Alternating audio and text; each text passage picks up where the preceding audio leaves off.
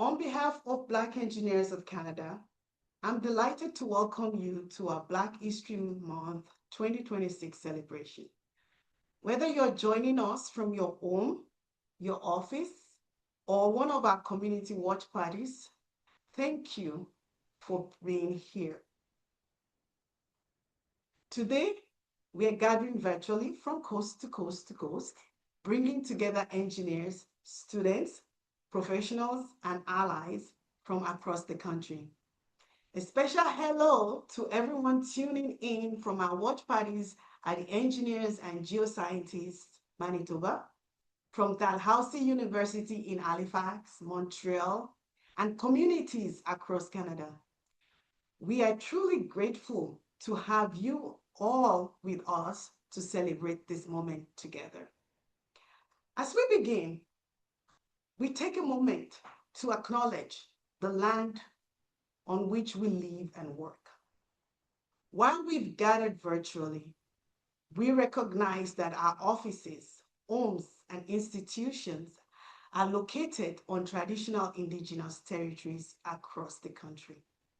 Specifically, Oakville, the home base for today's program, is situated on the traditional lands of the Mississaugas of the Credit First Nation, part of the Anishinaabe, Haudenosaunee, and Huron-Wendat people.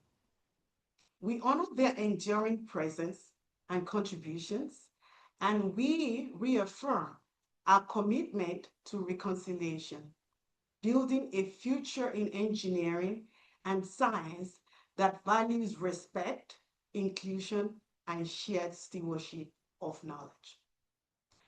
Black History Month reminds us to celebrate the remarkable legacies of Black Canadians in engineering, technology, and innovation, and to keep building on that foundation by empowering the next generation.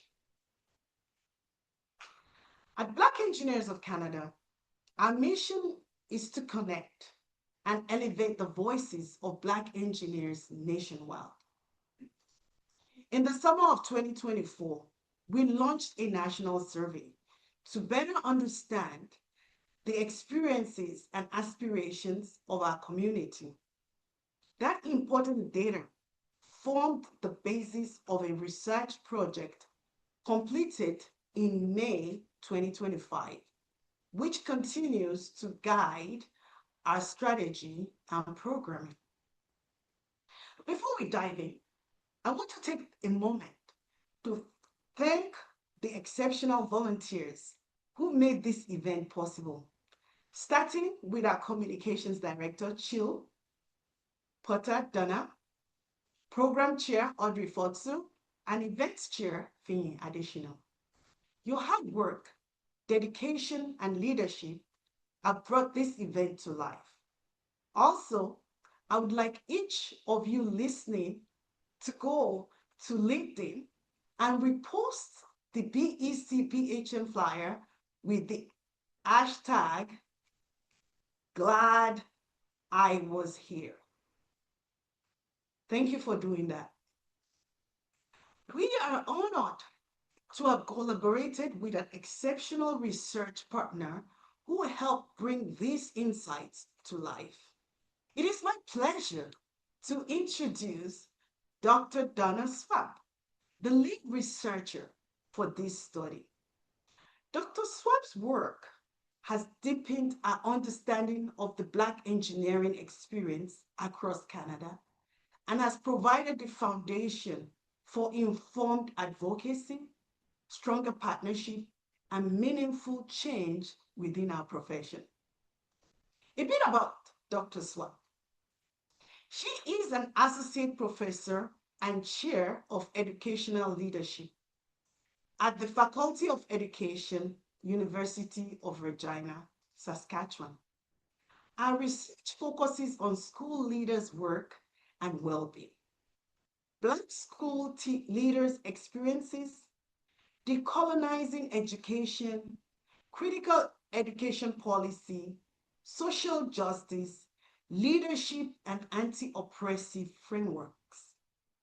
She is the principal investigator on a Spencer Foundation funded study examining the work and well being of Black school leaders in Canada and the Caribbean. Dr. Swab is also the current president of the Canadian Association for the Study of Educational Leadership, CASEA, and immediate past secretary treasurer for Africa with a K, SIG, within the Comparative and International Education Society. Before coming to Canada, Dr. Swab taught public school in her native Grenada for 12 years, bringing first-hand experience in education and leadership to our work. Please join me in welcoming Dr. Donna Swab, who will now share some of our findings and reflection on the research with us today.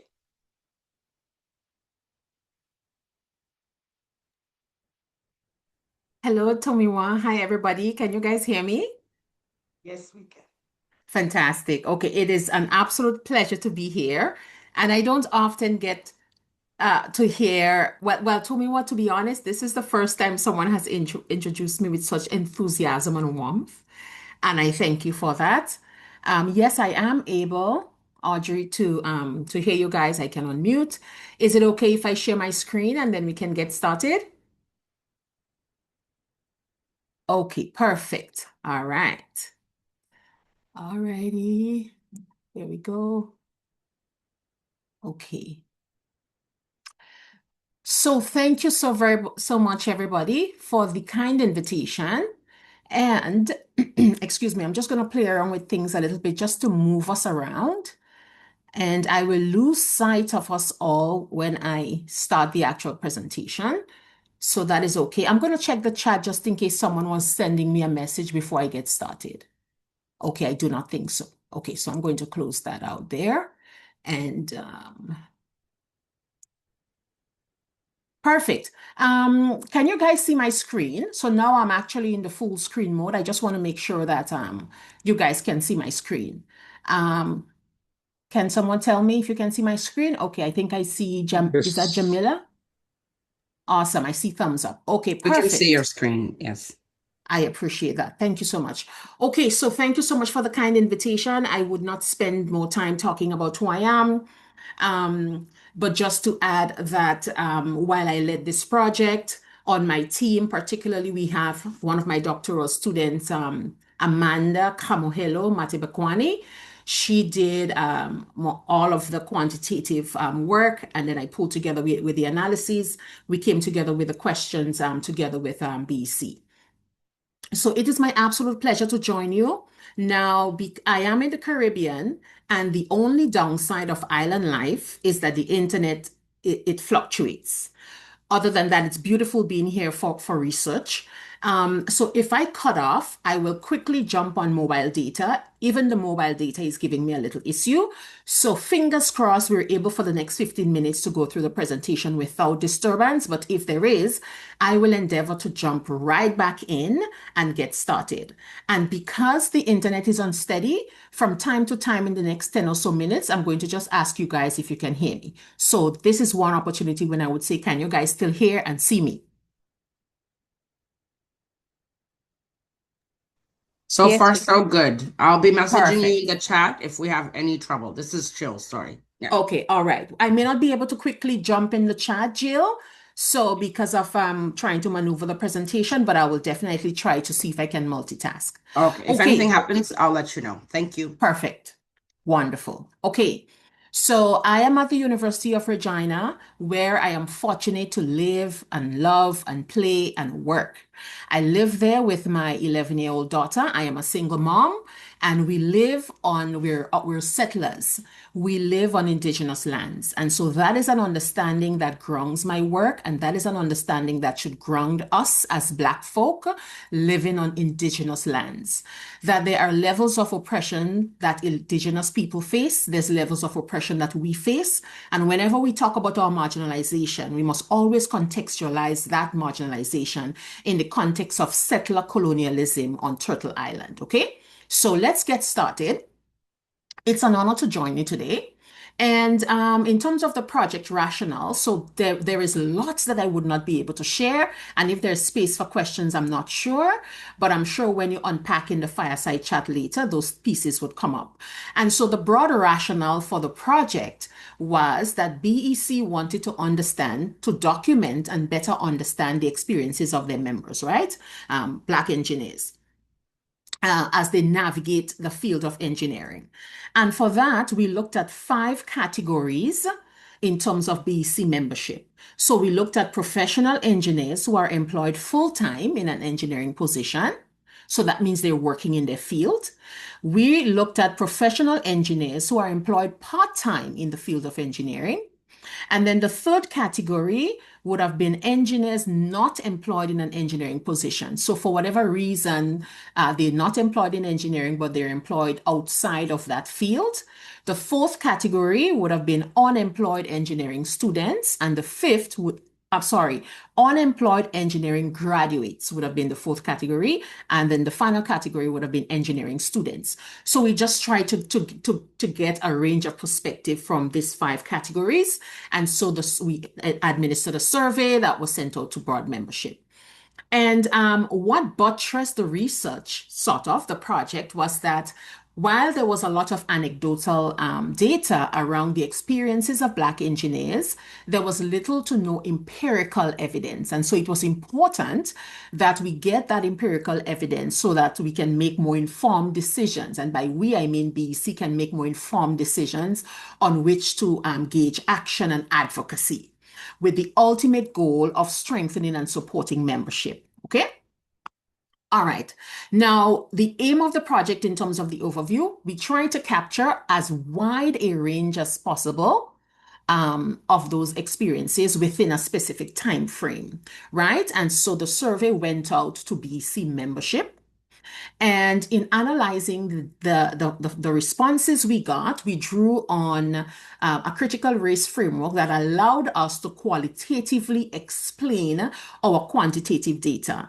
And in terms of the presentation of findings and so on, we drew on SPSS, specifically some aspects of descriptive and inferential statistics. Okay, are you guys still with me? Let's see what the chat said. Awesome. Okay. Now, in order to ground the project, we ask an overarching question and then 4 other supporting questions. So ultimately, what we wanted to understand would have been the experiences of Black engineers, engineering graduates, engineering students, those 5 categories that I told you in Canada. And so we ask, for example, how do variables such as race and gender, religion, citizenship, licensing, and so on, how did those experiences around those areas shape those experiences for these 5 groups of people? And then a second question was, what barriers to employment do BEC members tell us that they face in Canada? And then third, we wanted to see if we can get some information around the well-being. So how are Black engineers, how are they well-being? And what are they saying in terms of supports that they would need to support their well-being and their work experiences, or that they already have, okay? And overall, we had 152 respondents who completed the survey. We had quite a higher volume of engagement in the survey, but not everyone completed the survey. And so to avoid unnecessarily biasing the results, we focused on those BEC members who completed the survey. And of the 152, 90 of these respondents are employed as full-time engineers. So that represented approximately 60% of the total respondents in the survey. 10 are employed as part-time professional engineers. 17 are unemployed engineering graduates. 20 are professional engineers that they work elsewhere. They are not employed in the field of engineering. And 15 are students. And in terms of ethnicity, we asked for 4 categories to sort of dissect the data a bit. 74 self-identified as being African Canadian, 55 as African, 13 as African American, and 10 as Afro-Caribbean. Okay? All right. So I'm going to give another quick check. Can you guys still hear me? Yes, we can. Perfect. Okay. And I apologize for that. It's just that the internet is so shaky. Okay. So I want to share now, unpack a little bit in terms of some of the key findings, to inspire the fireside chat, to provide an overview for you, and then we can go from there. Okay, so let's talk a little bit about the classification. So what we did was to offer a classification around ethnicity for all 152 participants. And so you will see that of the 55, for instance, who self-identified as African, 26 of them are in full-time engineering positions, 6 are not. Another 6 are students, 8 are part-time, and then 9 are unemployed graduates. Okay. The biggest category, and the category I want to focus on in the next slide, is the second category here, African Canadian. So we had 52 participants identify as being full-time engineers who are African Canadian. Altogether, 74 identified as African Canadian. Okay, so I'm going to go to the next slide, because what we did was to isolate the 52, which was the largest category. So when we're doing quantitative analysis, then we try to, and we want to do inferential statistics and so on. We try to isolate the highest range of respondents that we got for a particular question. In this case, 52. And so I'm gonna, let's see if I can go to the other slide. Right, of that 52, what we tried to do was offer a further classification in terms of age, sex, and highest educational level. So from this our analysis, you can see that 21 respondents were between 31 to 35 years old. And if this data is representative of the larger sample, then it suggests that the average age of BEC members would be around that range. And then further, we do have a significant percentage who fall between 36 to 40. We have far less in the 46 to 50 and older age range. Okay. In terms of sex, you would not be surprised that the majority are male. We had 41 as opposed to 10. Now that number you will see will add up to 51, and that is because this question had the option to prefer not to answer, and so one participant selected not to disclose their gender, their sex. Okay. And so, of course, you can talk about implications for women and their participation in STEM and so on when you have your fireside chat going forward. That's an important implication for BEC, okay? Highest level of representation on average is a bachelor's degree. Okay, now it was interesting, the difference in terms of where respondents receive their licensing versus where they work. And so basically what those two tables offer is that you will see that the majority of the respondents get certified in the prairies in Alberta and Saskatchewan. But then they turn out that the majority are working in Ontario. So a shift is happening there where certification to a large extent that's taking place in the prairies, but then people are finding employment and they're settling in Ontario. So again, interesting findings there that would have implications for the sustainability and the future of for both BEC and even working in Ontario. Okay. All right, so that's basically what those two tables demonstrate. We also offered a breakdown in terms of in terms of the background of participants. And those sort of suggested also played into the kinds of microaggressions that they experience in work. So of the 152, we had quite the largest figure, the largest number was participants who indicated that they were born in Canada, raised in Canada. Then we had a significant number of participants. If you look at the fourth row, they were born outside of Canada and they came to Canada as a skilled immigrant in the field of engineering. And these are some of the participants who, a handful of them who had doctoral degrees, and a few of them who said their accents, when they face microaggressions in their workplace, their accent contributes to that form of microaggression that they face, as opposed to BEC members who said they were born and raised in Canada or came to Canada quite young, then they have quote unquote a Canadian accent. So that level of microaggression isn't as sharp as those who have a decided non-Canadian accent, quote unquote. Okay, so that's basically what this one is telling us. So this time we also did some work to sort of unpack what those kinds of microaggressions look like. And so we posed those questions to full-time, part-time, and engineering students, not to graduates and unemployed engineers, okay? So out of the 115 of the 152, we asked the question, do you experience microaggression? And we put it based on the immigrant status, nationality, citizenship, ethnicity. And then we see that 49 participants indicated yes, altogether, that they face microaggressions. So that is a significant number because not only did 49 say yes, but 37 indicated sometimes. So if you add the 49 and the 37, that's a significant number of BC members who disclose that they do face racism and microaggressions in the workplace, right? Okay, now let's see who are the perpetuators of the microaggression that BEC members are indicating that they face. The majority, you may not be surprised to learn, the microaggression and the racism is coming from white colleagues and white co-workers. However, it is significant that in that third column,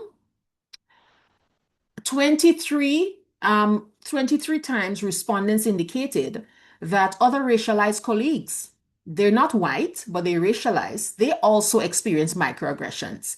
And so there's layers of internalized oppression, and so that's happening there that we can unpack. So it's nuanced. So yes, decidedly white colleagues, white co-workers are the perpetuators of microaggression for Black engineers, but a significant amount of microaggression would come from, let's say, the Asian community, Middle Eastern community, maybe depending on the number of indigenous folks you have in the workplace. So not always by white colleagues, okay? Now let's talk a little bit about the barriers that Black engineers are saying that they face. We single that out for the unemployed engineers who persistently share the challenges they have in securing employment. Are you guys still with me? Yeah. Yes, very much so. Perfect. Awesome. Okay. So we ask unemployed folks, how many times have you interviewed but never got a job? And there were 17 of them. And so you can see the frequency there. Some folks have gone on different interviews, 11 to 15 different interviews, not gotten a job. And so we ask, well, why do you think that is? What factor do you think would be prevalent for why that is happening? And the majority of them shared that they found that the interviewer was quite aloof and unfriendly and hostile. And others intimated around racial tensions that they sense in the company. And we had two folks who identified that the friendliness of the interviewer was a factor that sort of put them at ease.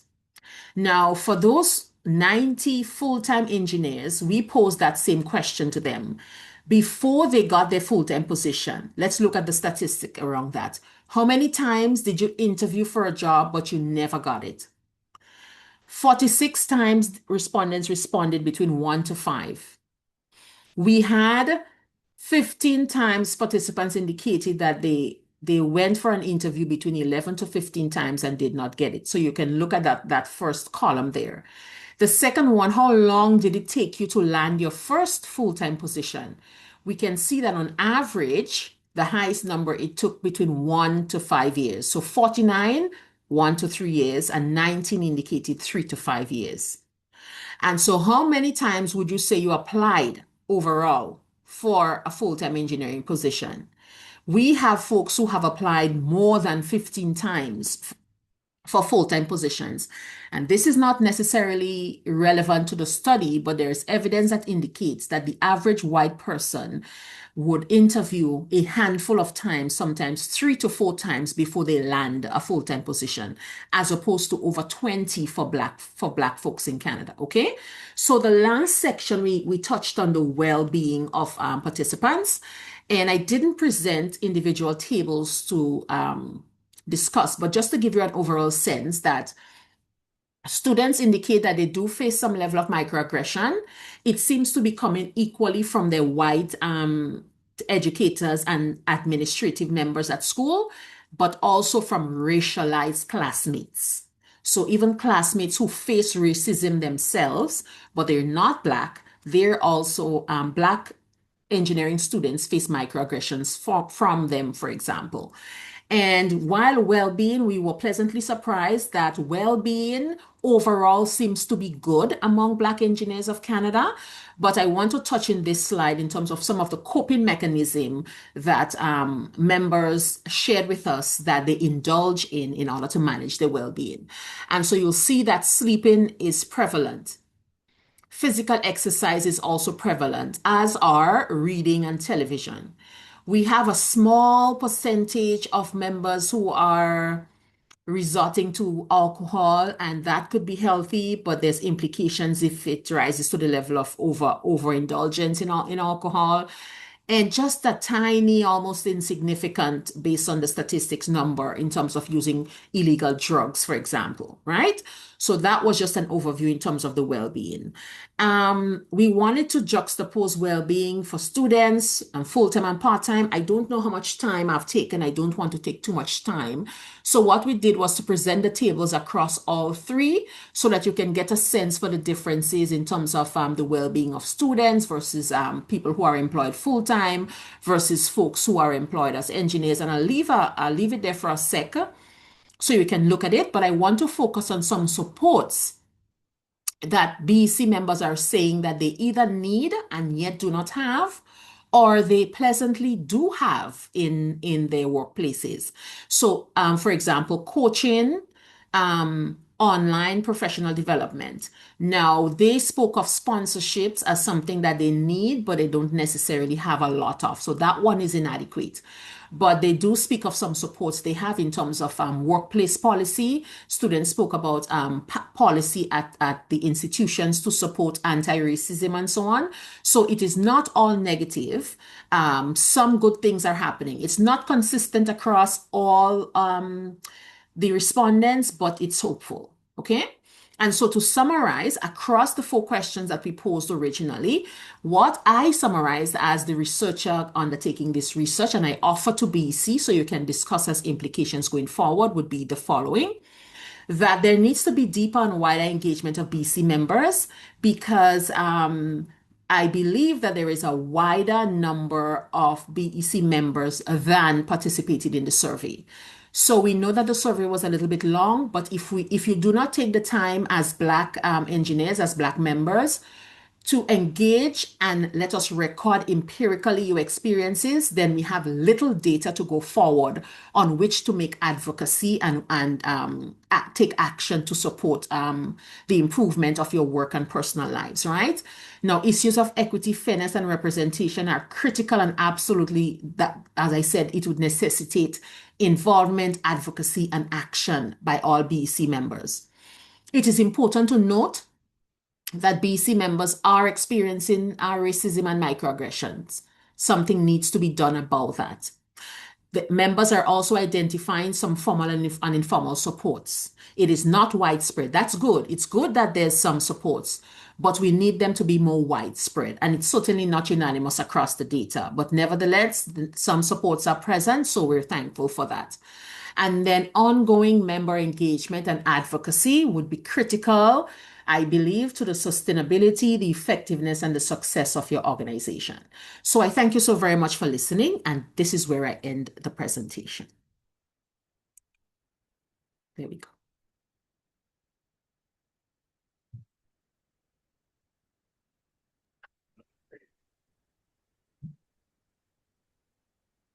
Sorry, if anyone is talking, maybe you're muted because we can't hear anything. I appreciate the applause and thank you so much.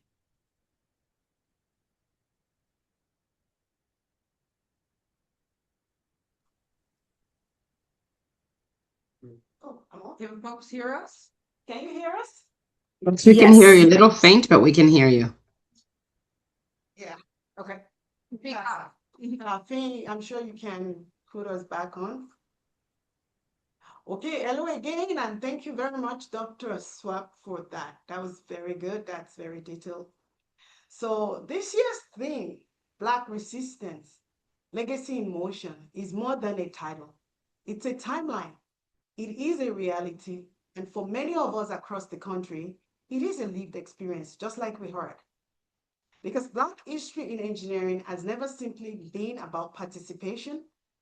It has been about persistence in spaces never designed for the success of the Black engineer and still choosing to innovate, to lead, and to build anyways.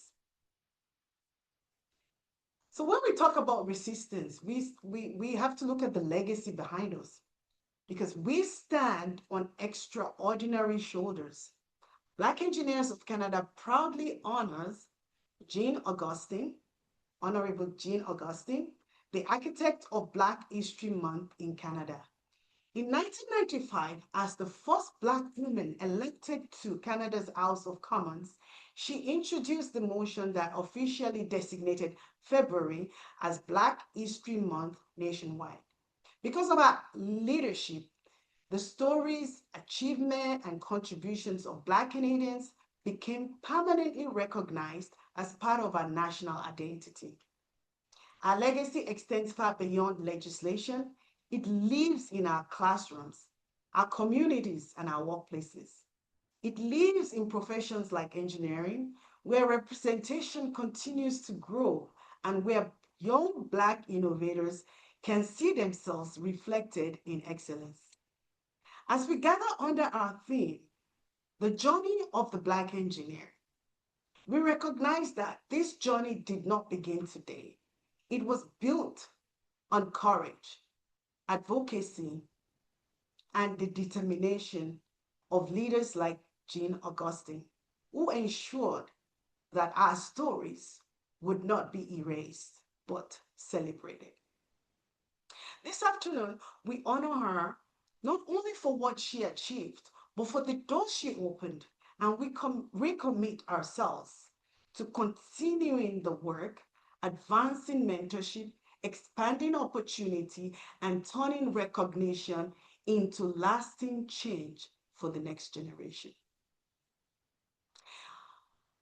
Recognizing historical Black engineers, Elijah McCoy was a Canadian-born engineer whose innovations transformed industry.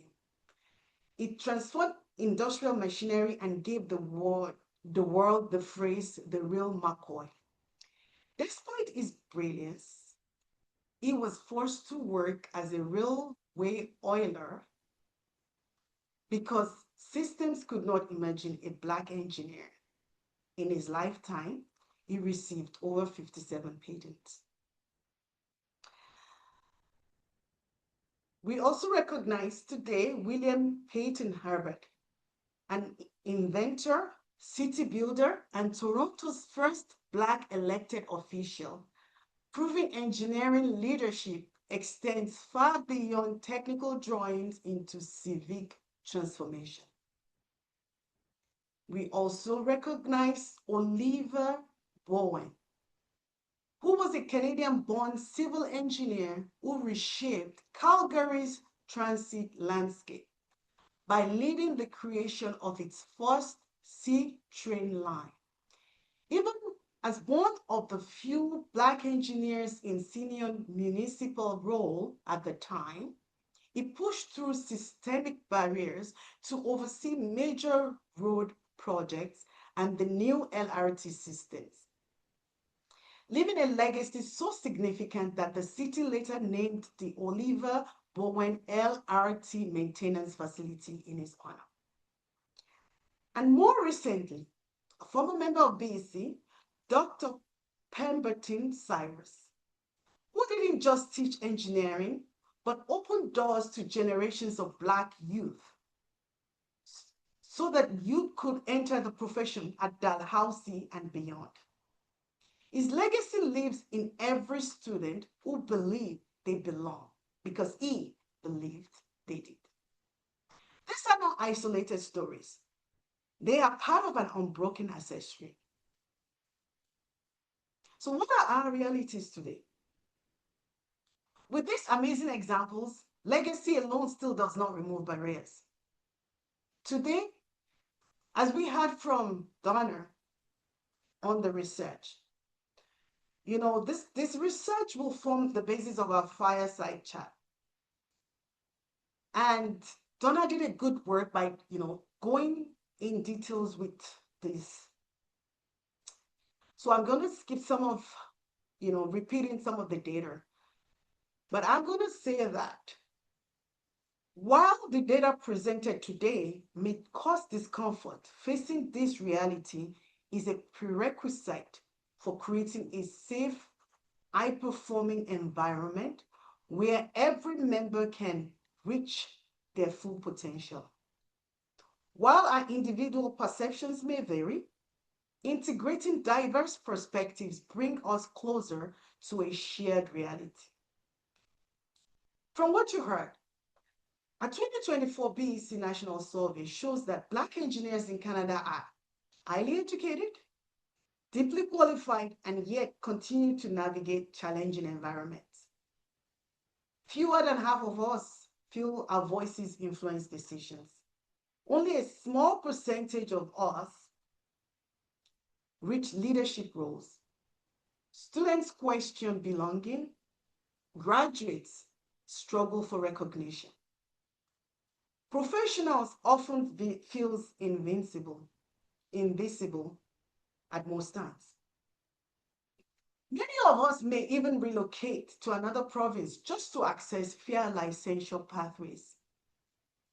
Although over 60% of the survey participants were residents of Ontario, the data revealed that many had to move provinces to places like Alberta, Saskatchewan, and Manitoba to obtain their licenses, only to later return to Ontario to pursue employment opportunities. Microaggression, as Donna said, remains persistent and remains a challenge. There are comments about subtle and often unconsciously expressing a prejudice attitude towards a member of a marginalized society. That's a definition of microaggression. And like Donna said, 75% of respondents reported experiencing microaggression in the workplace. Another major insight is what we're calling the interview gap. Many respondents shared that they were securing interviews. Some of them were, when they did secure interview, not receiving the job. In fact, about 51% of professional engineers who interviewed between 1 and 5 times did not land a job. This tells us something crucial. Not only are they not getting called for interview, but what happens after the interview? That's where we need to pay closer attention. It's also important to know that this survey predates the economic challenges triggered by the tariff situation that started early 2025. So these barriers existed before the current economic crisis, employment crisis, and today's economic pressures may be making an already difficult job market even tougher for Black engineers. And yet we remain.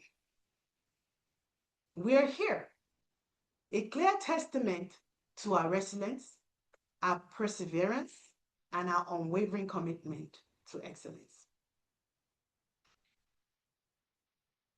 Today's Black engineers are not only surviving, but they are also redesigning the system. So across Canada, we see founders, investors, innovators shaping the future in so many ways, such as entrepreneurs, such as Tamar Huggins teaching coding to Black youths, Isaac Olowolafe Jr., Canada's first Black-led VC fund and diverse tech startup, Alfred Burgesson, creator of Tribe Network, coaching and funding BIPOC entrepreneurs across industries. We see technology leaders building drones like Bashir Khan, Frank Baylis, who is an innovator of medical device. We see community builders creating networks where opportunities circulate instead of excludes. They are not waiting for inclusion, they are creating it. They are engineering it. We also see Black leadership in academia, with leaders like Dr. Samuel Pierre, in government, with figures such as Franz Sentelemi, in clean technologies, with leaders like Heather Campbell, and in mentorship programs where hundreds of BEC mentors are advancing equity, not as charity, but as an essential infrastructure. So let us remember, representation is important, but influence is transformative.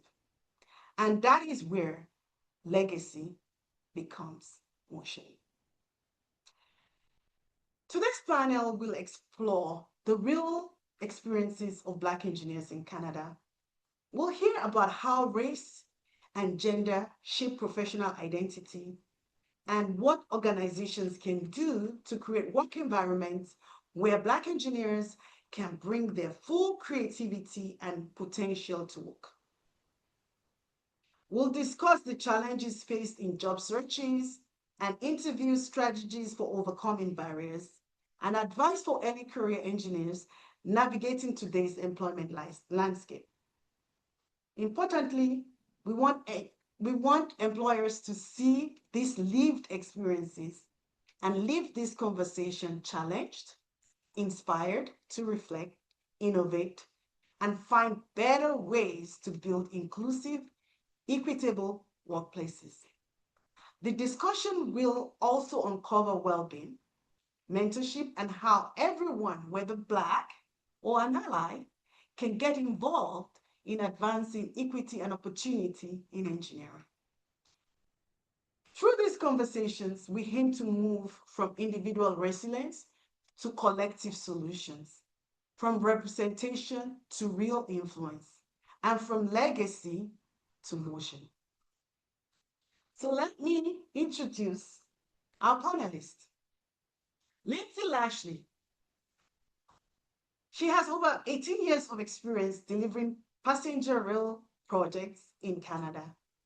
She is currently a senior project manager at Alto.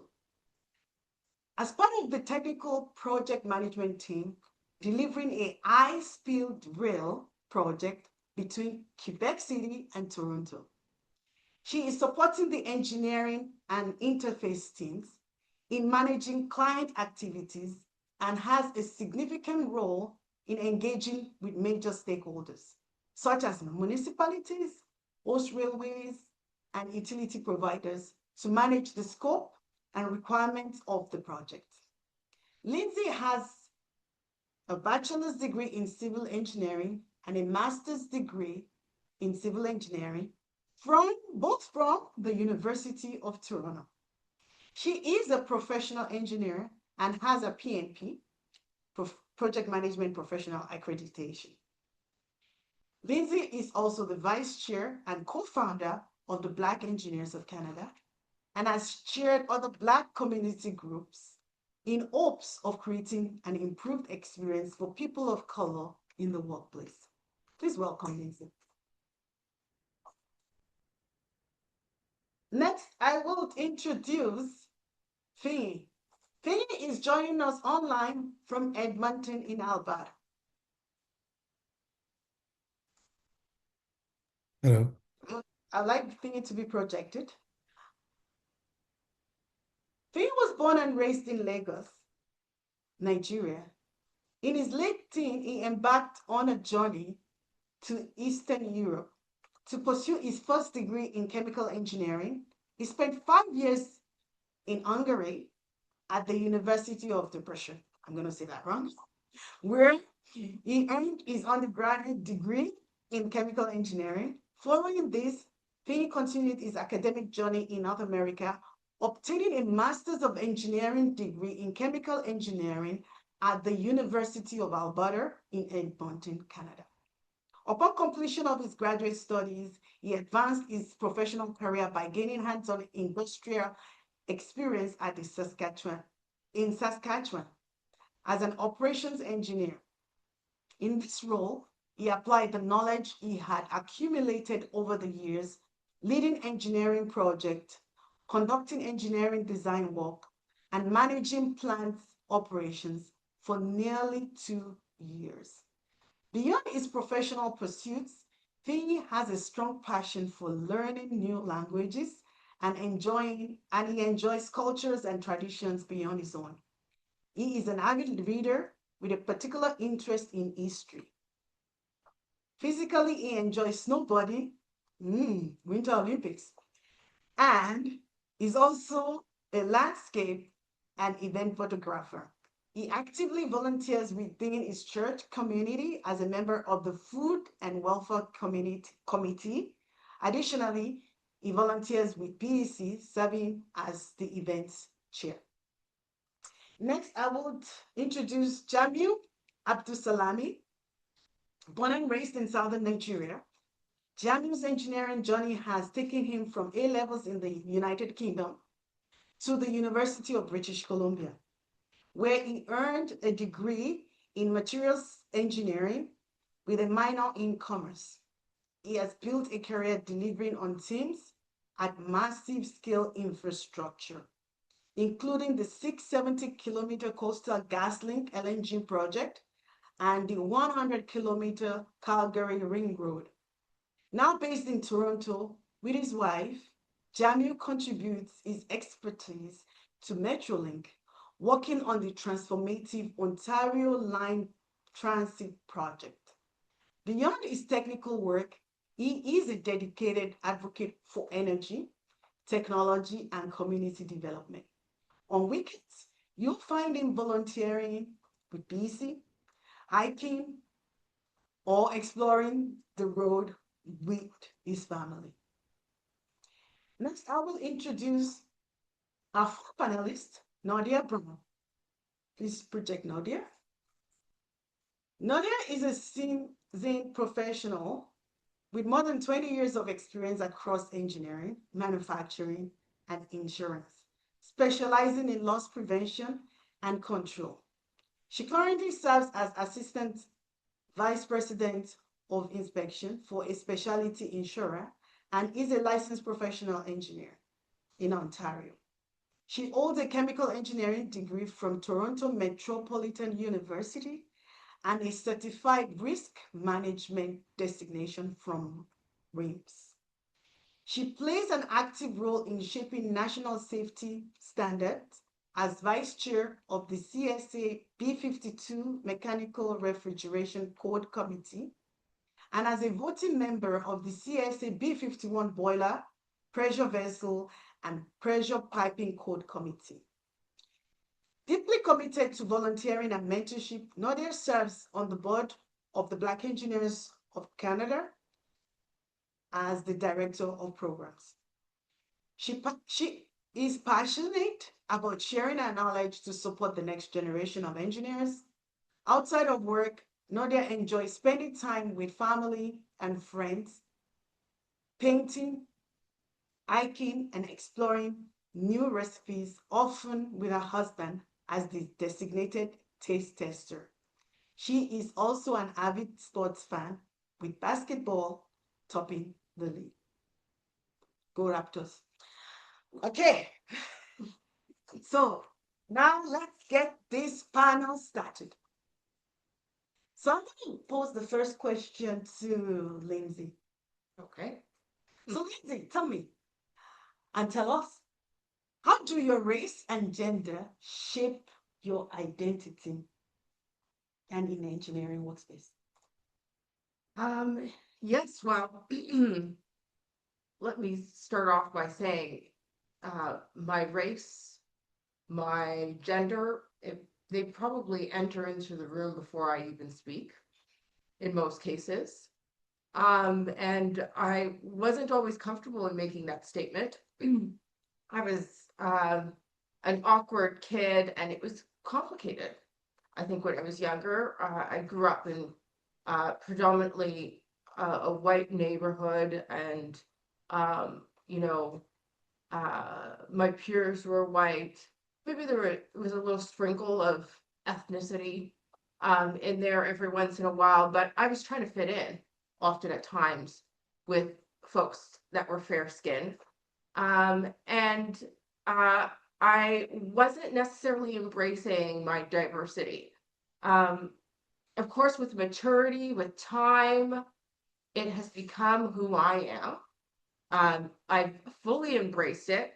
I recognize the benefits that being diverse entails, because I'm now entering into spaces in which diversity and diverse thought is a huge part of decision making, where if you do not have that diverse thinking, you may be missing something. So I take it into every space now, attempting to be as confident as I can, despite the barriers and other circumstances that I may face. I always put it front and center, and I've taken it front and center even in being a part of Black Engineers of Canada, where I recognize and I say to my peers in this space, in Black Engineers of Canada, that being diverse is part of the puzzle to us solving very complex issues.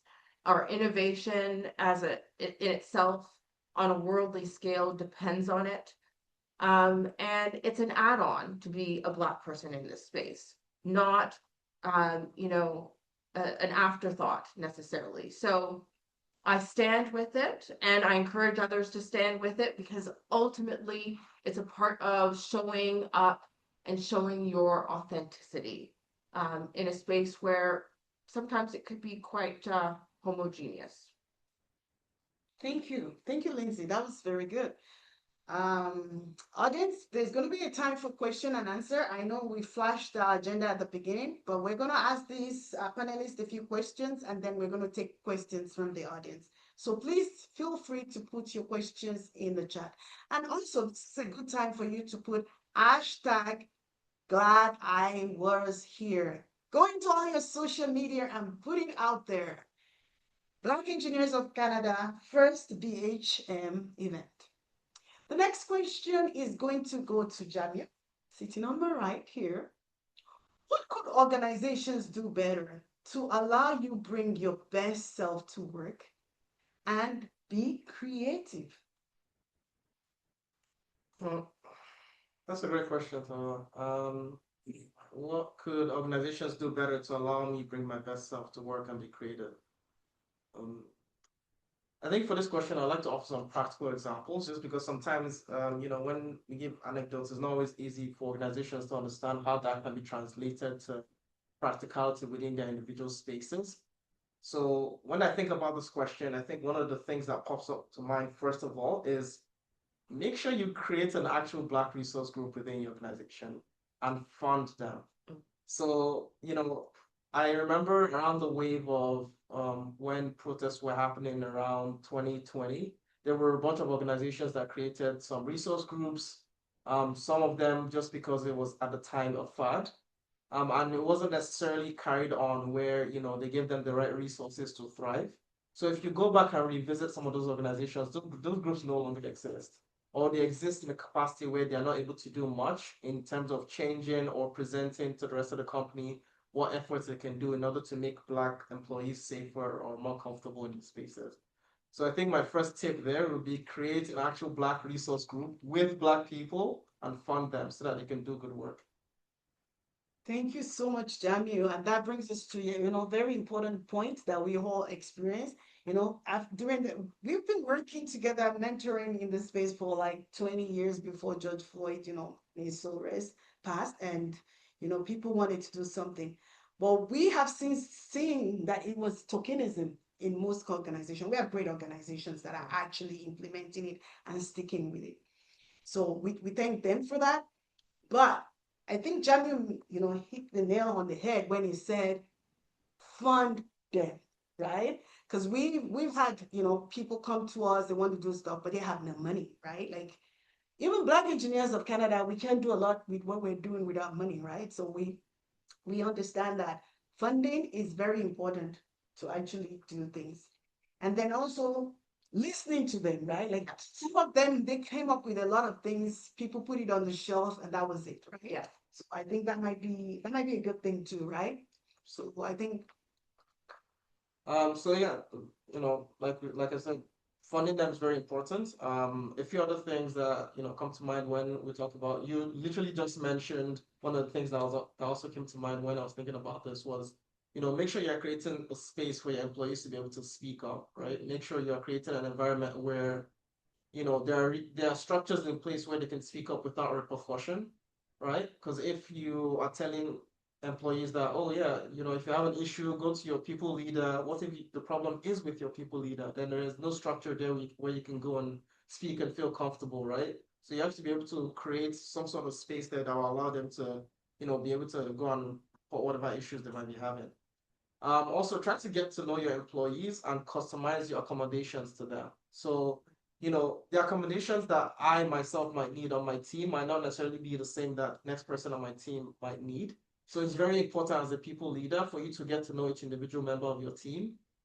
Some Black employees might have unique needs to them that others might not. And so it's very, very important that tailor your accommodations to each individual member of your team. Um, this might be a bit of a controversial one, but Let's hear it. don't make uncomfortable comments about appearance. I recently went I recently went on a religious trip, and so before that I had locks on my head, and I came back and I had shaved off my head because of the religious trip. And after that, I started getting certain comments around the office around, oh, this looks better, or other things like that. And I was just, it's one of those moments in the office where you have to kind of hold your breath and just breathe in, and it's not worth it. Just keep it pushing, right? But for someone who might not necessarily be as comfortable in the office or who might not be as seasoned in the corporate world, that comments like that can be really hurtful and they can create really deep-seated like disconnection where they no longer feel like they fit in that space, right? Um, as Tamila said earlier, create space on the team and give them a chance to, open up to be able to speak to you and be comfortable. And lastly, make sure that you're celebrating the achievements of your employees because Black people in the office are not always as visible. So something else that someone else might do, they might get celebrated for it, but we might not always get as recognized. So I think those are some of the practical tips I can give as opposed to, what you can do to make your employees feel more comfortable. that's great. I'm glad we're recording this. Yes. That Lovely points. organizations can actually, rewind and improve. Especially, we're building Canada strong and we need more innovation, right? We need to diversify our trade, right? And I know that we need to consider diversifying them to the Africa and the Caribbean continents, right? Like we've not had so much of that. And BC is working something out, right? Our national conference is to build and bridge. Love it. And everyone should Remember that. Remember that. remember that. Yeah, the next question is going to go to Nadia. And Nadia, if you were able to go back to your 20-year-old self, what advice would you give yourself? Okay. I'd probably tell her a lot because I tend to talk a lot. But when I think back to my 20-year-old self, I think one of the first things I'd tell her is that you really have absolutely no idea how far you're going to go. But you also don't need to carry just the weight of that journey as you're getting there. I remember when I was 20, I was determined, I was focused, but I was also quite terrified of doing engineering because it's something that it's mostly male dominated. It's the first time you're heading into a university. You're carrying, maybe some of the weight of comments that teachers made to you back in high school, and it's a lot. But for me, I had to think back to what my parents sacrificed. I mean, I was born in Jamaica, but I was completely raised here. My parents, they gave up what was a pretty good life to come here to Canada to raise their kids, in hopes that we'd be able to have opportunities that they possibly wouldn't have had in Jamaica. So you just have that weight and the expectation of your family, of the community, everybody who invested into you. I tell her something that has resonated with me because it was told to my young self that you're going to have to work very hard. You cannot work at the same level as, say, your non-Black peers. You're going to have to work 10 times harder. Um, and especially being a Black woman in a male-dominated field, you're going to have to work even that much harder. But just that extra effort, it will help you build that resilience and that grit to help you get through what are going to be some somewhat challenging times. Um, I'd also remind her that just becoming an engineer, I mean, all of us who are here, who are immigrants, come from immigrant families, what was it? It was always doctors, lawyers, nurses, engineers. I mean, it's like carrying that expectation from your family. I mean, it's a cultural, it's a milestone. And a lot of your families, they carry that with pride. I mean, I've heard my own parents talk about that. The fact that they are just they're proud of, what you've been able to become. So I tell my younger self that, you need to just embrace that pride, but don't let it turn into fear. Because again, it's just something that your family is proud of you accomplishing. Kind of touching on something that Lindsay mentioned earlier is that you need to know that you belong in every room that you step into, even when there's nobody in that room that looks like you. There will be 100% moments where you'll be underestimated, you'll be overlooked, you'll be dismissed, when your contributions are going to be ignored or your presence is even questioned. And at those moments, you are really going to question, did I actually do the right thing getting into engineering? But I'd say in those moments, just, stay grounded, just stand still, hold fast, breathe, and then just keep on going because those experiences really are what will define you. Um, I think I'd also tell her that she needs to not be afraid to advocate for herself. So one of the things that I find that a lot of Black professionals have to deal with is, that imposter syndrome, that feeling that you don't belong, that feeling where you somewhat uh, diminish your achievements. And it's a lot of it is brought up from a lot of our lived experiences, what we've had to go through to get to a certain point in our career. You're going to feel like you need, a ton of credentials. You're going to need a lot more experience. You're going to need just a lot more validation. But I tell her that your perspective, like it really is valuable from day one, and you don't need permission to take up any space. You don't need to shrink to make others feel comfortable. You're not a fraud. You are 100% enough. I talk about community. Jamio mentioned it. It's super important that you have some type of community to lean on, especially when you're trying to move throughout this career. Because there will be times where you're going to feel alone. So you need to find people who will support you, people who will mentor you. I'd even say find people who do not even look like you. Because when you're talking about moving on to those higher positions, it's probably those people who don't look like you who are going to be able to advocate for you to move higher. So even reach out to those communities as well. And I think the last thing that I would say is that you 100% need to find time to take care of yourself. Ambition and rest can, but they also really have to coexist. So just this past weekend, as an example, I know I could have gone to the gym. I probably could have gone hiking, but I decided to play a video game. It was absolutely unproductive, but you know what? It brought me a lot of joy.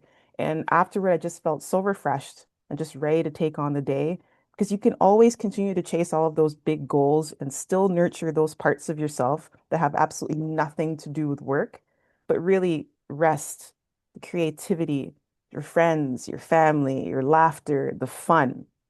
Those are really the things that are going to sustain you as you continue on what can at times be a very difficult journey.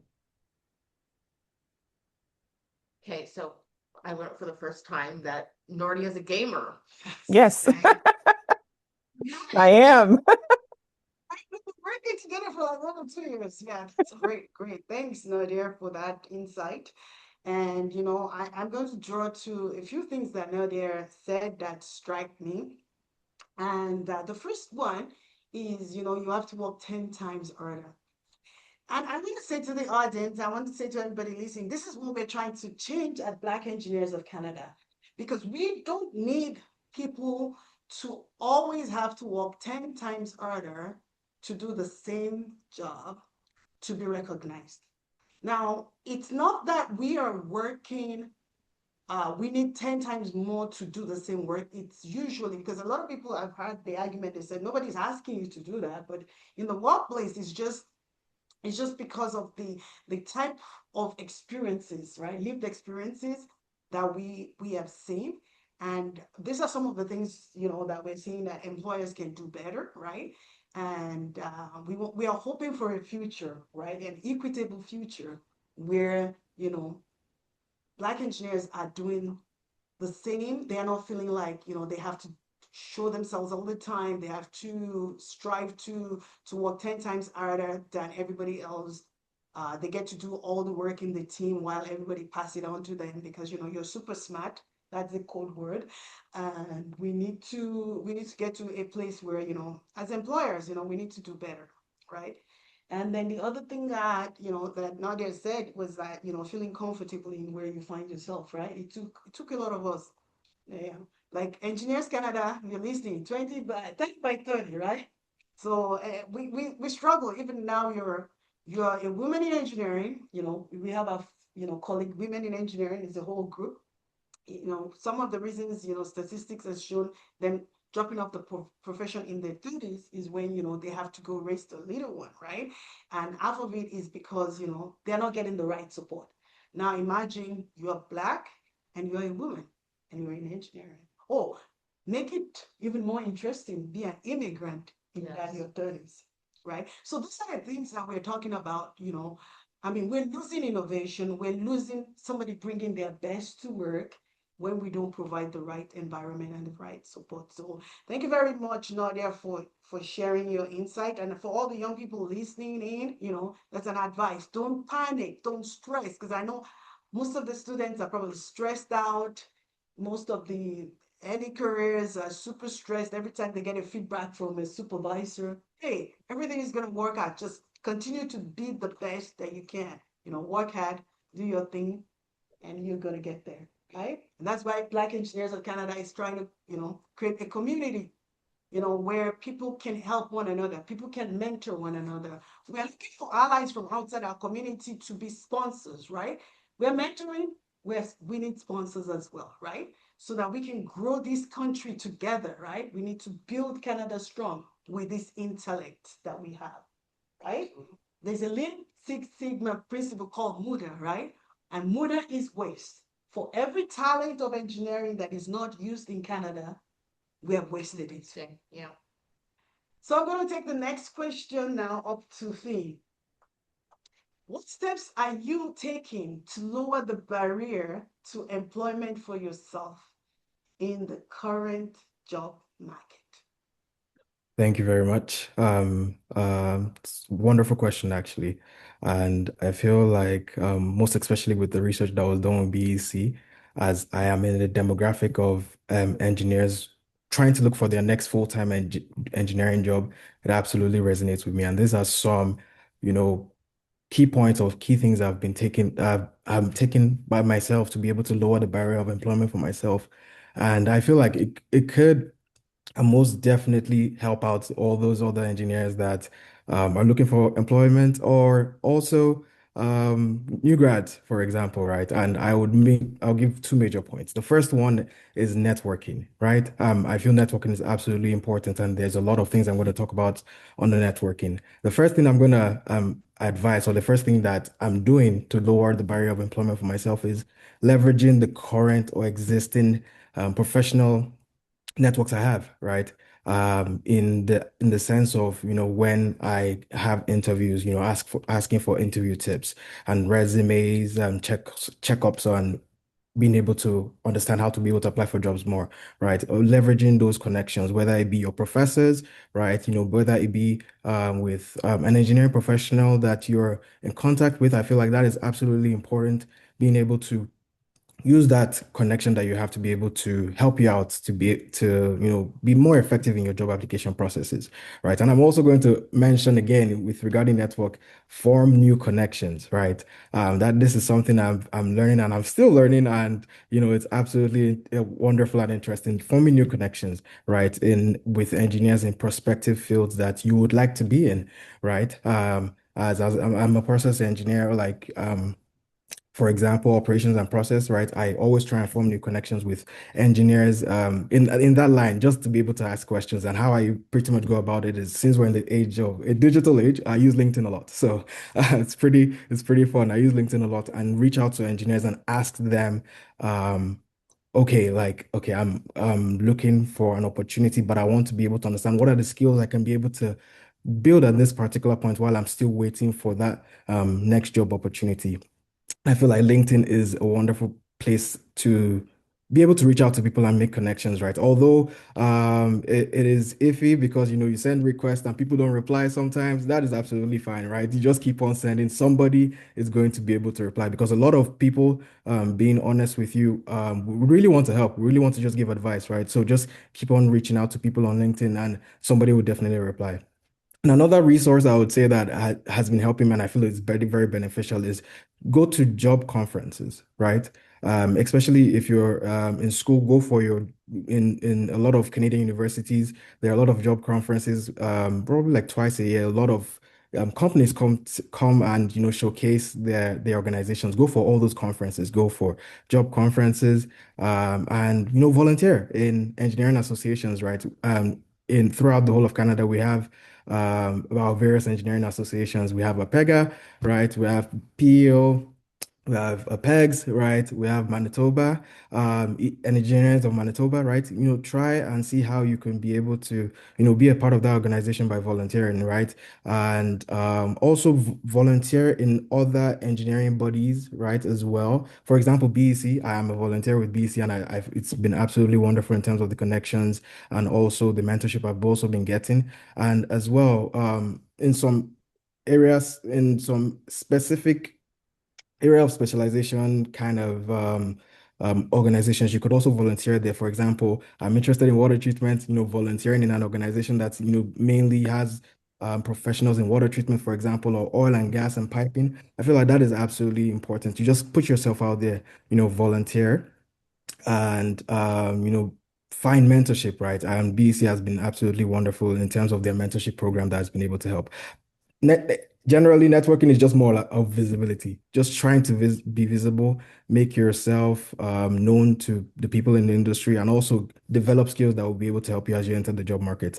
And the second point, which I feel like is also really important, is not giving up, right? That barrier to employment right now, it would remain a barrier if you give up, right? So I would say another thing is just don't give up, keep on applying, keep on pushing. It is hard as it is, even as Tomiwa said, in this particular job market, it is difficult, right?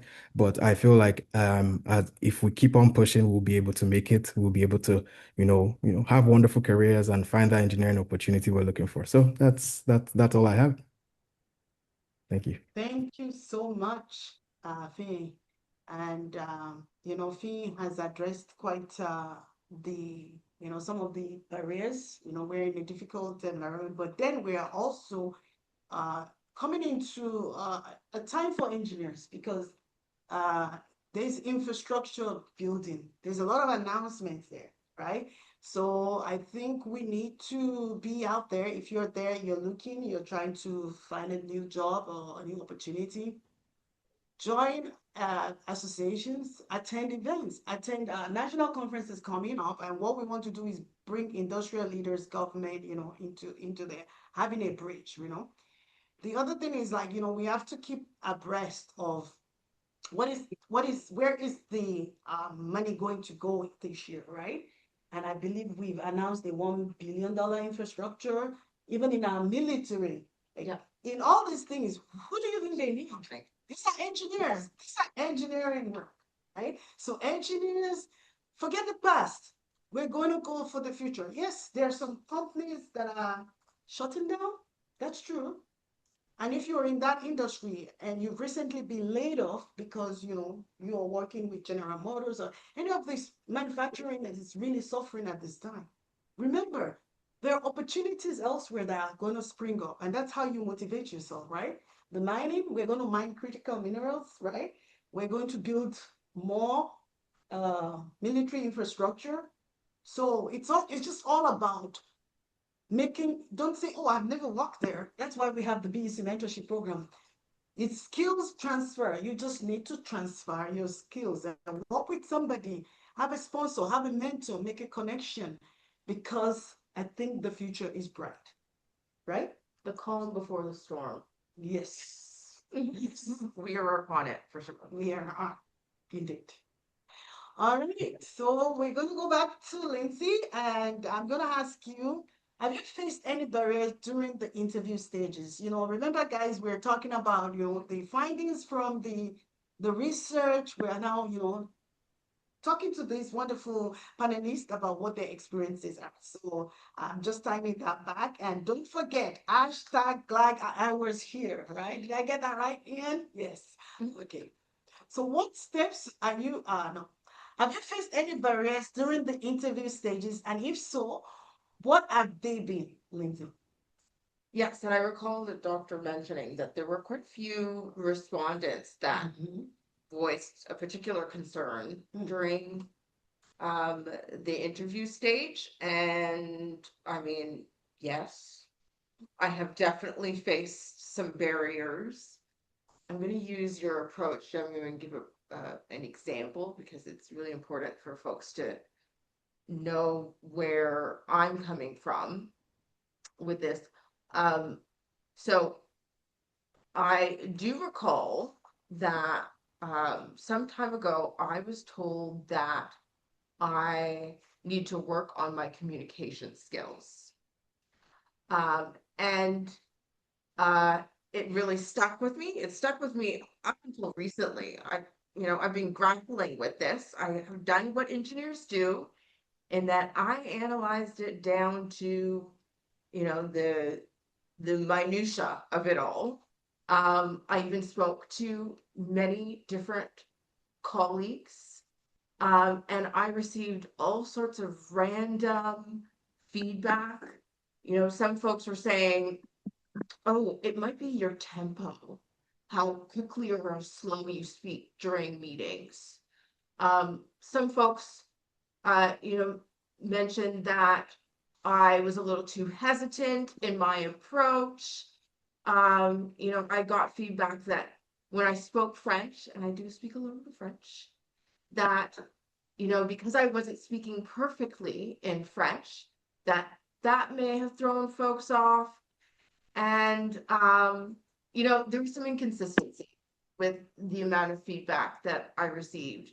And even from the individual that I probed more from the interview, because you can ask for feedback from your interviews, I was gathering that it was more a pressure to code switch, in that they didn't see me or hear my voice and think leader, or rather they didn't see me as being a leader. And luckily what I also did is that I diversified my feedback from my peers. So I went and actually spoke to a number of folks of color, my Black colleagues, and I got almost the opposite response, in that, Lindsay, you're so great at inspiring folks. When you speak, I listen. I always get something from what you say. I took, and what resulted in me taking a lot of the positives, a lot of the strengths from the feedback that I received, and then trying to, embrace that and expand upon it.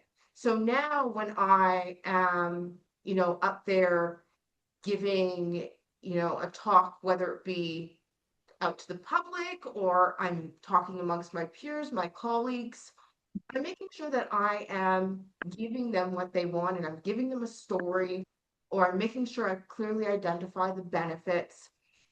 I remain within my authenticity. That's the theme for me here today. I be as authentic as I can in being who I am, while you know, being as clear as possible, taking little bits and pieces of what I found to be productive from the feedback that I received.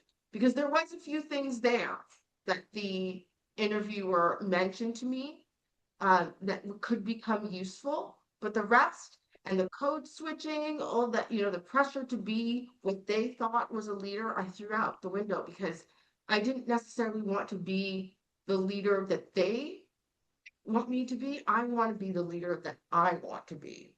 And see, that's how I sort of address the whole barriers in the interview. I take it, I listen to it, but I throw out the baby with the bathwater where it does not make sense. And it's, you know, completely against whether it be my values or who I am as an individual. Very interesting. Thank you, Lindsay, for that. Can I ask a little bit about maybe some of our audiences might not understand code switching? Yes. You mention that a little bit, maybe with an example? Yeah, so code switching, my definition, I don't have the official one, It's just a example. but it's when you have to ultimately change who you are to conform with the environment. And synonymously, you know, in when Black folks need to code switch, they're no longer talking as they do amongst their friends, their family, you know, those who know them very well. They have to completely switch. Jimmy, you know what I'm talking about. And all of a sudden, if you close your eyes, they sound like a white person. And I don't think any of us Black folks of color, are capable of doing that 100%. So it's almost like we're failing when we do it inevitably. It is so much better for us to just remain who we are and have folks adapt. And there are folks who will adapt around us and actually think that we're pretty cool while doing it. So, you know, like that's something that it's taking me a long time to get to. Even now, I do struggle under certain environments to not code switch, but to ultimately be who I am in those environments because I'm providing value. Thank you. And finally, if I may ask, in when you mentioned the type of leader they wanted you to be, because I know that, I mean, I've spent all my life in my manufacturing organization, and I know what frontline supervision and operations manager type in the plant, you know, look like, you know. Hopefully it's getting better now. So what kind of leader, when somebody is not able to be that kind of leader and is doing an interview, I mean, you were lucky, not everybody gets that feedback Yeah. after an interview. What advice would you give someone who, you know, remain authentic and even though they didn't get the job? It's probably not the place for you, ultimately, right? Good answer. So, I think you keep it moving.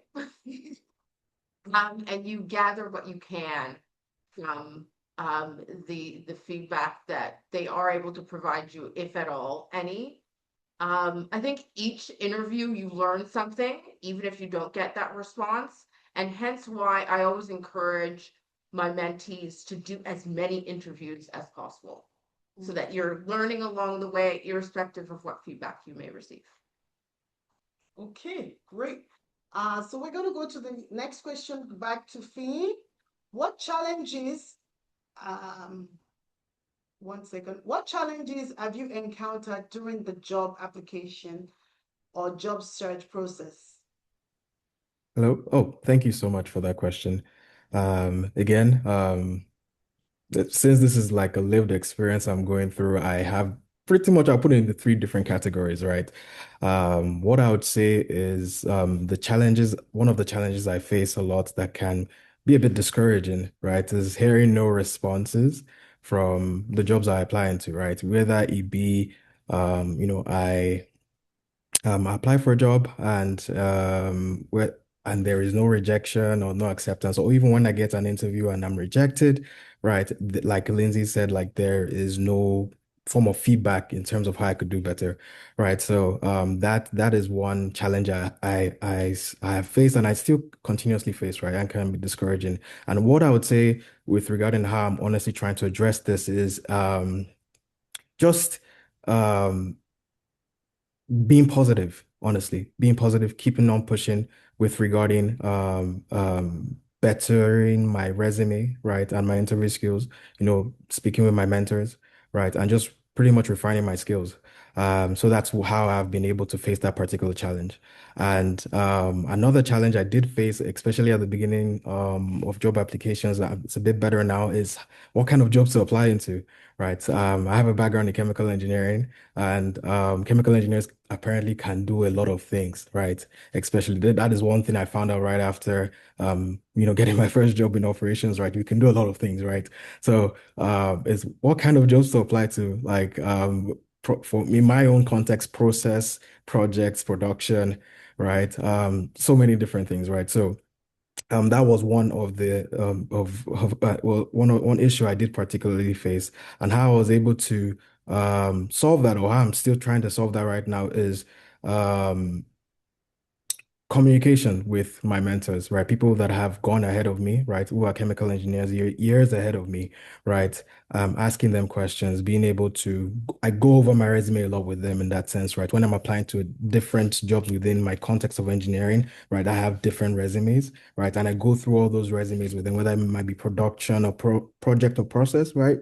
Um, that's how I've just been able to, overcome that. And I would say the last one is it's not no fault of anybody's, it's just the way the job market is right now, right? I feel that is certainly a huge barrier because a lot of people apply for, probably a singular job. I remember I was on LinkedIn the other day, I saw one job was posted for like 3 weeks. I saw 1,000 people applied for that job.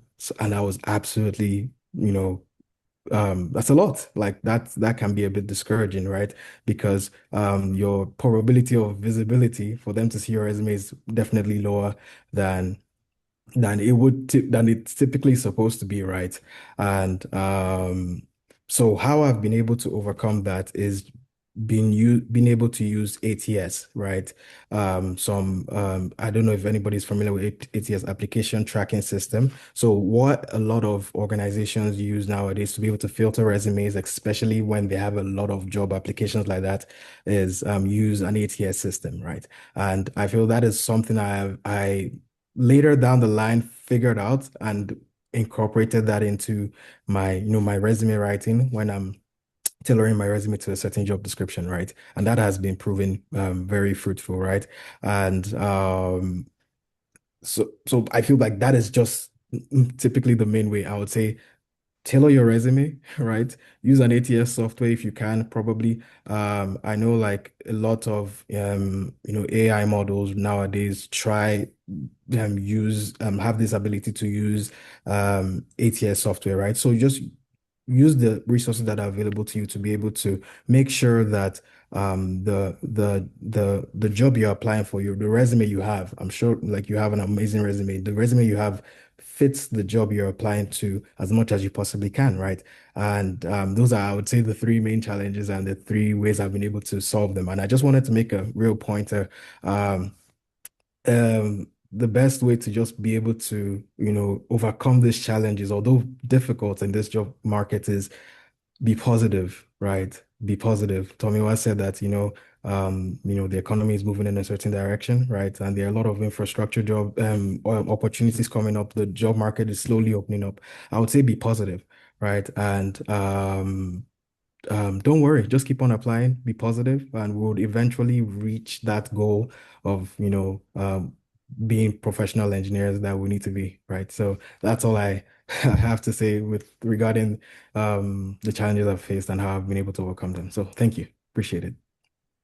Thank you so much, Fee. Thank you for giving, us your insight. And, for those listening, Fee desires to be in water, right? A water engineer, getting all our waters clean. We need that, right? Removing some of the bad stuff.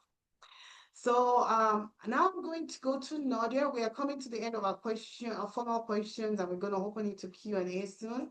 And so Nadia is going to be quick on this one. I'm going to say, what advice or tips would you offer to fresh graduates and engineers at the earlier part of their career stage, and how effectively should they navigate the current employment landscape, especially given that, you're an experienced AVP. I'm sure you have a lot of hiring decisions that you make.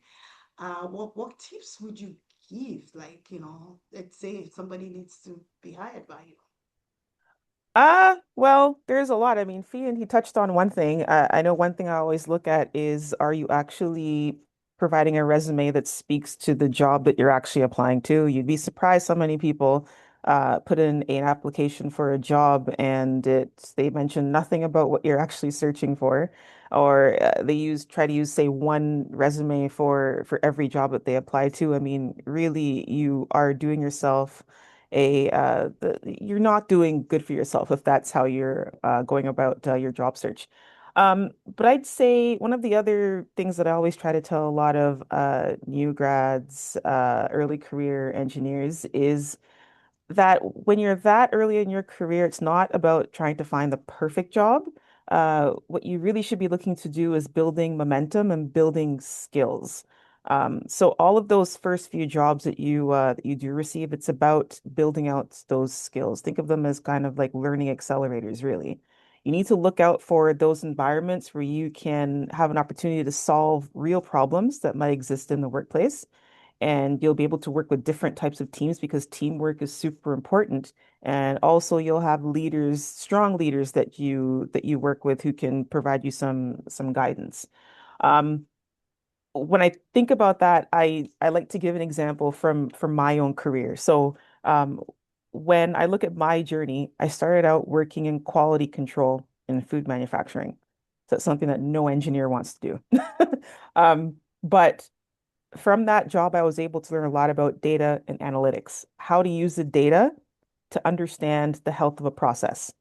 I was able to then use that skill to get a position working as a project engineer in the maintenance department.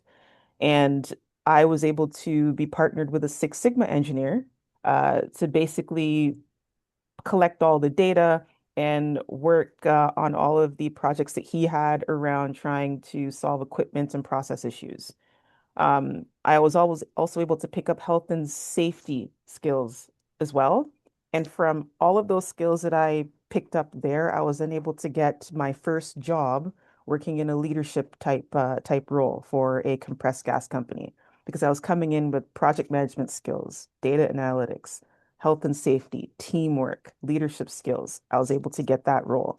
So then every role that I've had since then, I've just literally built on it, built on the skills so that I'm actually at the point where I'm at right now in my career, where you really need to think about every position as just a series of it's just building blocks really to get you to where it is that you want to go. The second thing that I tell people is that they really need to emphasize a reputation that's built about around reliability, adaptability, and curiosity. Because when you're early in your career, people don't know anything about the technical depth that you have as yet. But what they will remember is, are you meeting those deadlines? Are you able to communicate clearly? Can you follow through? And are you really interested in taking on new challenges? Um, Probably the third thing I'd tell people is that they need to learn how to really articulate their value. So don't just list the tasks. So if you're looking at your resume, don't just say, I supported a project, as an example. Talk about how you actually went about improving efficiency, how you went about reducing risk, and how you helped that team actually deliver on their project. Because being able to really translate those contributions will go a long way in helping you actually get a job or get a promotion in a company that you're in. Um, the next one, I know Fian, he touched a lot on this, just around building relationships and networking. When I think about myself, the only job interview that I got via a job board was my first position, my first co-op role. After that, every position that I've had was gained from a relationship, and specifically a relationship with a recruiter. Um, if they had a role that they felt that I was perfect for, they would reach out, and that's how I was able to get my positions. So it's super important for you to build out those relationships and really to think about networking is not just about getting a job. If you think about it, it's really about building a community around your career. Um, Also document your wins. Document all of the positive things that you've achieved in your career because these are things that you can easily just put on your resume or even when you're talking about conversations around career promotions, these are things you can easily just pull out of your back pockets. Um, and I think the last thing that I really want to touch on, and this is something that a lot of engineers I don't really put a lot of stock in, would be the importance of the soft skills. So engineers, we often focus on solving these complex issues and complex technical problems, but the skills that really truly resonate, especially if you're looking to move into a people leadership type role, it's communication, it's collaboration, it's emotional intelligence, being approachable, just being able to present your idea clearly, getting buy-in, navigating conflict, building trust across teams, those are really the skills that as an engineer you really have to work on because that will help you elevate your career. Yeah, thank you very much, Nadia. We'll take one question from the audience now before I ask Jamira's question. Can you read out, Audrey, do you want to read it out? Or you want to read it out? I can read them. So there's a question here that says, why is it important for employers to be intentional about making Black employees feel more included? Is the responsibility on the employer or the employee to be comfortable? And are they doing this for other races? Who wants to take that from our panelists? People leader, Nadia. Not here. Do you want to take that one? Okay, so the question was, why is it important for employers to be intentional about making Black employees feel more included? Um, I think it goes to the quality of the work that you're going to get out of them. Um, I mean, I can speak to some times where I've been asked to work on a project and I just have not felt comfortable at all in any way, shape, or form. I've been othered, as an example. And when you're in that situation, I mean, it really does a number on your confidence. So it's for that reason that it's really important for employees to for employers to really be intentional about how they treat, how they make sure that Black employees feel included. I mean, simple things is say everybody's getting together and they're all going to a hockey game. I mean, that's very exclusionary. It doesn't take a lot for people to feel like they are included, feel like they are part of the team. And it really is the employer's responsibility to do that. I mean, they're going out, they are bringing you into the organization, they do have a responsibility to be providing you with that type of positive work environment. But if it's not the place for you, I mean, you too can decide to walk away. You don't have to stay and suffer in silence. If it really isn't the place for you, if you don't feel like you're getting the support that you need, if you don't feel like the organization really speaks to you, you can leave. And this is something that people actually ask for. I've had people ask in interviews, what do you do as an organization to support your Black employees? I never heard that 10 years ago, but now you hear that. So it is something that is a responsibility that employers do have to do, but you as a potential employee, don't be afraid to walk away. If it really isn't the place for you, if it's not filling you, it's not the place for you. Thank you, Nadia. And if I may chip into the answer to that, I would say that it's another Lean Six Sigma muda, talent waste. Because every time somebody is not bringing their best self. Now let's look at Black employee for a second, right?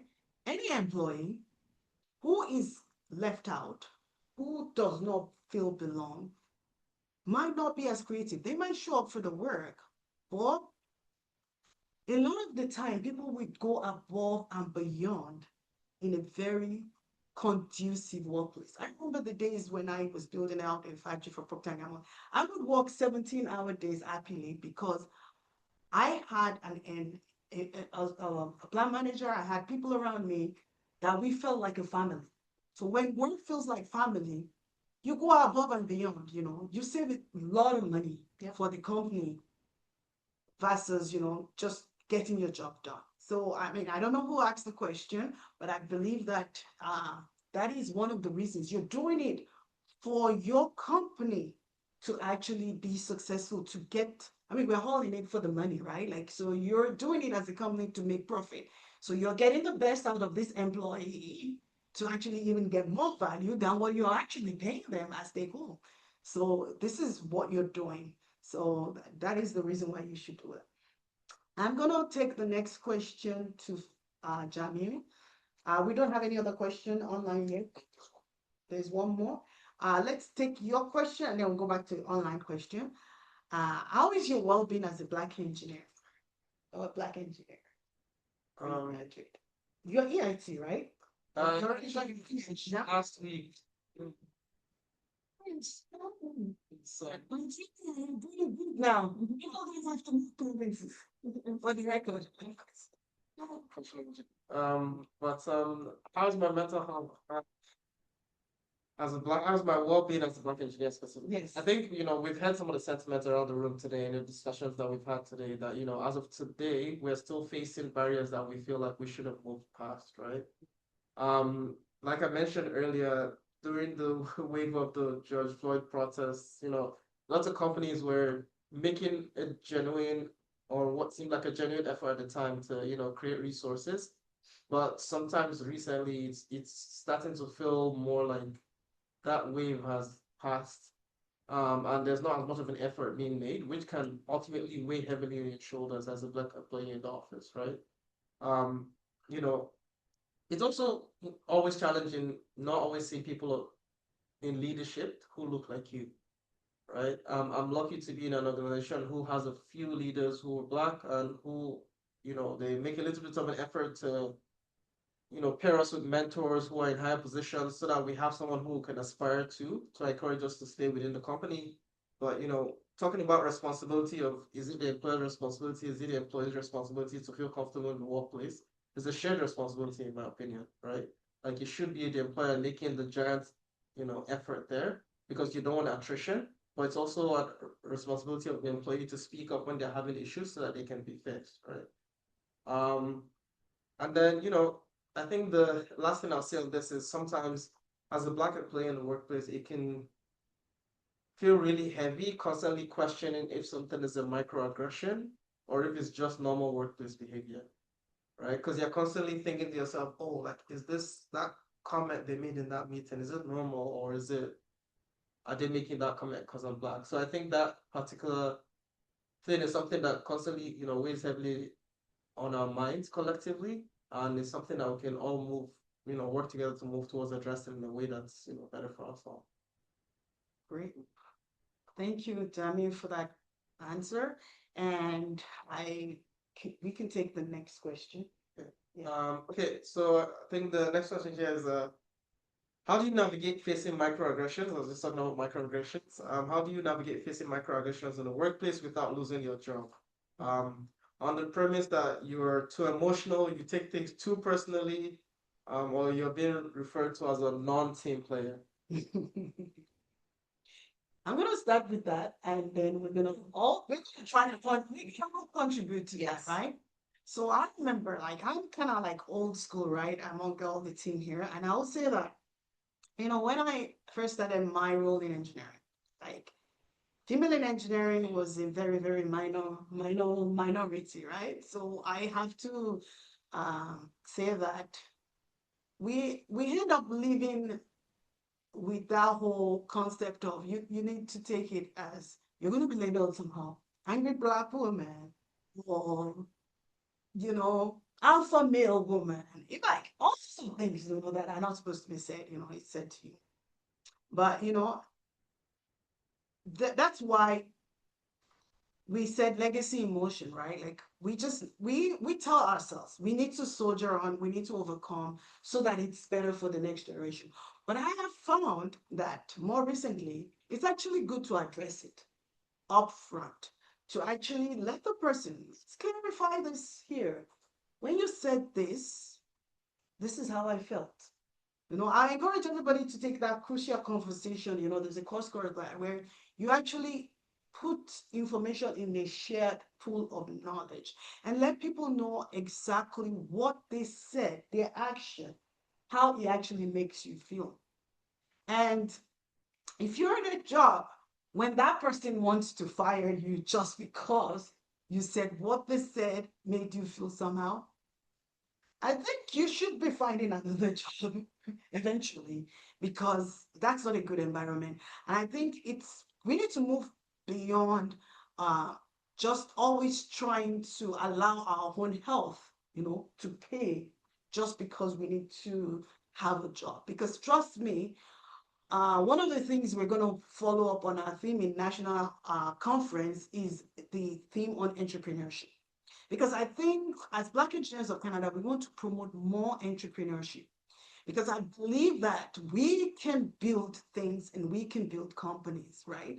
And even when you are in a place where you have that, you know what you're doing, and you are actually just communicating that what they have said made you feel somehow, and the result of that is you losing your job, that's probably not a company for you.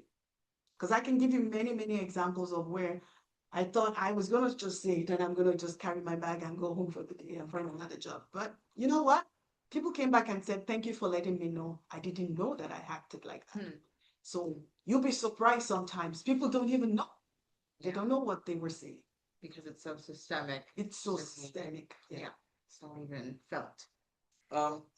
My advice for this one is very short. Is just document.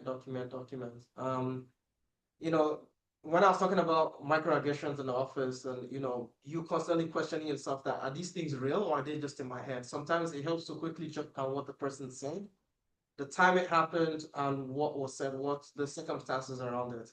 Because if you have, somewhere where you're constantly recording things, then it gives you an opportunity to go back later on to reflect and actually take a look and be like, okay, I think maybe in those circumstances, I could have been the one who was emotional, or it could have been that, yeah, that was totally uncalled for from the other person. That was not a necessary comment for them to make, right? You can take it to someone else for them to review it, for you to be like, hey, look, am I bugging? Like, is this a comment somebody should be making in the workplace towards you? Or you can take it even further if you want to escalate to HR to be like, hey, these are the documented moments when I felt like someone was being aggressive towards me and I don't appreciate it. So, Yes, I really like that documenting, because you can address it in so many different ways. I'm sort of echoing much of what you said, but taking a slightly different twist to what Tomiwa has said, because I think when you are well established within your organization, it's a little bit easier for you to call someone out and say, listen, this is unacceptable, and you have to perhaps think of a different way of delivering this in future. When you are junior, when you're just starting out, I get it. The timidness is there, and there's that power dynamic that you may not even want to approach. And so this is where, Jamio, what you said holds a little bit more weight, and I think it will help for folks that are new in their organization to document and reflect, but also go and talk to folks either within the organization that are like-minded, like-looking, that are similar, that will experience it the same way as you, or may not, but where you can just have a conversation as to the legitimacy of your concerns. And you can also talk to organizations, folks that are in organizations like Black Engineers of Canada, right? Because this is partly why we are here, and partly why communities are beneficial for folks, is that you can come, you can go talk about it, you can vent and get a lot off your chest, and you can then go back to work the next day, and maybe you'll just ignore that person moving forward. maybe you'll find a way of, addressing them head on. Maybe the advice you get is that you should address this, but at least it gives you that therapy session away from the situation to, have some thoughts on how this occurred and how you can rectify it. Thank you so much, Lindsay. And we are coming close to the end of our event. Thank you, everyone that stuck here with us today for the last almost 2 hours. And we want to tell you how to get involved. We want you to be involved with Black Engineers of Canada, either that you are a mentor, you are a sponsor. We want you to come and showcase your organization at our national conference happening in August 14, 2026. You're going to see it all. We're going to launch the campaign from tonight, tomorrow. We are inviting you to Toronto at the Acadian Hall, all ready to go for Build and Bridge, which is the theme of our national conference, where we will bring entrepreneurs, Black entrepreneurs, organizations together, leaders from the government, so that even as organizations, please come and be part of it. That's how we're going to be helping Black Engineers of Canada. So we want sponsors, we want supporters, we want partners. And if you're a Black engineer yourself, you could be a volunteer as well. So without further ado, I'm going to invite the man behind the camera here today, Ian Williams, our Director of Mentorship, for our closing remarks. Ian is a seasoned construction professional. He brings 39 years of construction management experience. He has worked with engineers throughout his career, delivering complex projects in multiple countries, like the United Kingdom, Canada, Middle East, and all provinces across Canada. So welcome Ian as he gives the Black Engineers closing remarks. You can take your seats here. Thank you. Thank you for the warm greeting, and I'd like to say thank you to everybody for your time. I don't take it lightly. Before I give the closing remarks, the hashtag that we put on, glad I was here. Take a second. Imagine if you were on the front steps hearing the speech, I have a dream. Now the question is, how many people would you tell? So now, next generation, we have taken it one step further. So this is your chance to turn around and tell everybody, I'm glad I was here. So, thank you for joining us today and lending us your time, your insight, and your presence to the Black History Month program. Over the course of this event, we've reflected on why Black Engineers of Canada exist, to build connections, and to build pathways to leadership, to build equity, and ultimately to build a stronger engineering landscape for Canada. From the opening reflections on legacy and land, to the research shared by Dr. Donna Schwab, to the conversations on resistance, innovation, and leadership, one message has been clear. Our community is not only contributing to the profession, we're shaping the future. The data we review today has uncovered and underscored why this work remains essential. And the voices we've heard remind us that the progress is most powerful when it is shared, internationally and structurally. As we look ahead, we invite you to stay in touch, to stay connected, and to join us in expanding this movement.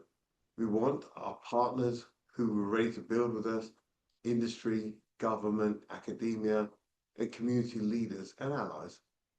And we want each of you to bring your full selves to our network and the communities. Because sustainable change is never built alone. On August 14th, 2026, Black Engineers Canada will host its inaugural national conference. Yes. BEC Building Bridges engineering Black entrepreneur enterprise into this milestone. Event will focus on entrepreneurship, innovation, economic participation, national collaboration. We encourage you to be part of this work, so you can say, glad I was here, to help build a stronger, more inclusive, and more competitive Canada. Thank you once again for your time with us, for engaging thoughtfully through committing to a future where Black engineers are not only presenting, but are leading. We look forward to continuing this journey with you. We sincerely ask each one of you here today to post hashtag glad I was here. Thank you for your time.